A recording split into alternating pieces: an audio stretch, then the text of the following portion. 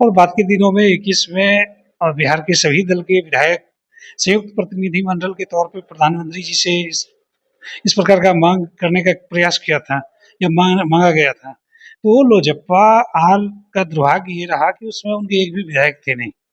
उन्होंने ना तो जातीय गणना के मर्म को समझा, ना ही मेहनत को समझा।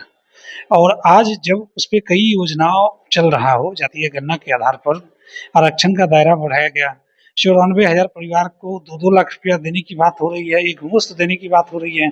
तो इस बीच में इस तरह के बयान का कोई आधार नहीं होता है। नमस्कार, मेरा नाम सूरज है। आप 4 PM देख रहे हैं। देखिए, एक बार फिर से लोजपा और जदयू के बीच जो है जंग छिड़ी हुई है। लोजपा सांसद अरुण भारती ने जाति आधारित गणना पर सवाल उठाया है। इस पे हम बात करेंगे। हमारे साथ बात करने के लिए जदयू के प्रवक्ता किशोर कुणाल जी हैं, उनसे बात करेंगे। किशोर जी, एक बार फिर से जो है लोजपा और जदयू के बीच जंग छिड़ती हुई दिख रही है, क्या कहेंगे? बिल्कुल ऐसा नहीं है। देखिए, जंग किसे कहते हैं? हमने एक इतिहास बनाया। देश के अंदर पहला राज्य बिहार है जो अपने संसाधन से जातीय गणना कराने का काम किया। और इसके इतिहास को अगर आप समझेंगे तो 25 अगस्त 1994 को बिहार के माननीय मुख्यमंत्री नीतीश कुमार जी सांसद रहते हुए देश में जातीय गणना की जरूरत बताई थी। और बाद के दिनों में 21 में बिहार के सभी दल के विधायक संयुक्त प्रतिनिधि मंडल के तौर पे प्रधानमंत्री जी से इस प्रकार का मांग करने का प्रयास किया था या मांगा गया था। तो लोजपा हाल का दुर्भाग्य ये रहा कि उसमें उनके एक भी विधायक थे नहीं। उन्होंने ना तो जातीय गणना के मर्म को समझा, ना ही मेहनत को समझा।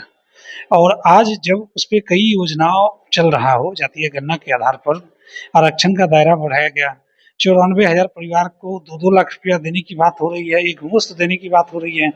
तो इस बीच में इस तरह के बयान का कोई आधार नहीं होता है। और मैं समझता हूँ कि कहीं न कहीं एक व्यक्तिगत पॉपुलैरिटी, व्यक्तिगत प्रसिद्धि के प्रयास में इस तरह का बयान दिया गया है। अरुण भारती का ये भी कहना है कि जो बहुजन समाज के लोग हैं उनके साथ धोखा हुआ है कहीं ना कहीं। देखिए, 94,000 लोग जो चिन्हित किए गए हैं, मैं दावे के साथ कह सकता हूँ कि 80% लोग बहुजन समाज के ही लोग होंगे। अगर 94,000 का 80% निकालते हैं, तकरीबन 17,000 लोग होते हैं। 70,000 परिवार को 2 लाख रुपया देना क्या धोखाधड़ी है? और वह पैसा इसलिए दिया जा रहा है ताकि उनके परिवार को एक बेहतर तरीके से जीने का अधिकार मिल सके। तो मुझे लगता है ये तथ्यहीन बातें हैं, इस पर इस तरह की बातें नहीं होनी चाहिए। लेकिन जिस तरह से जो है चुनाव से पहले देखा जाए तो 2020 में भी विधानसभा चुनाव से पहले जदयू और लोजपा के बीच जो जिस तरह का टकरार चल रहा था, दोनों पार्टियां अलग होकर के चुनाव लड़ी। इस बार भी विधानसभा का चुनाव होना है और चुनाव के समय इस तरह का बयान, क्या लगता है कि इस बार भी क्योंकि आपकी पार्टी जदयू और लोजपा दोनों एनडीए की हिस्सा है, क्या मतलब लगता है कि साथ में चुनाव एनडीए में साथ में रहकर के दोनों पार्टी चुनाव लड़ेगी, या चुनाव से ठीक पहले दोनों में टकरार होकर के दोनों पार्टी विभाजन अलग होकर चुनाव लड़ेगी? ऐसी बात नहीं है।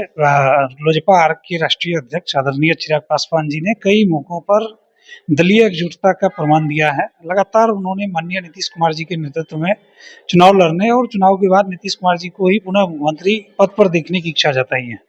तो इस परिस्थिति में एक सांसद मात्र के बयान से किसी दल का गठबंधन नहीं टूटता है। वो व्यक्तिगत उनका बयान हो सकता है और वो वैचारिक मतभेद हो सकता है, क्योंकि हम लोग गठबंधन में हैं, लेकिन सब दल की अपनी एक आइडियोलॉजी रहती है। इस आइडियोलॉजी के हिसाब से उनका एक अपना व्यक्तिगत बयान हो सकता है।